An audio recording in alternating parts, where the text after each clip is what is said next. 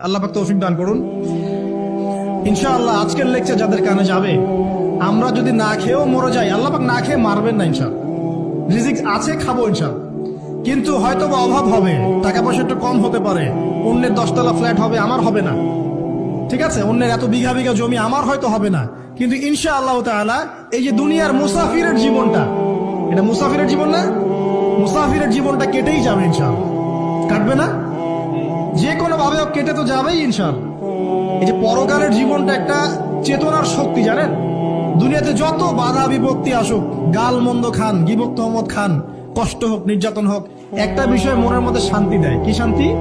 যে এই দুনিয়ার জীবনটা তো আর চিরস্থায়ী নয়, এটা তো আর সারা জীবন থাকবে না। ইনশাআল্লাহ এই অবস্থা আস্তে আস্তে পরিবর্তন হয়ে যাবে। ফাইন্না মাআল উসরি ইউসরা, পরকালে ইনশাআল্লাহ পাবো। দুনিয়াতে না পেলে কি হয়েছে, পরকালে পাবো ইনশাআল্লাহ। যুবক ভাই, এসব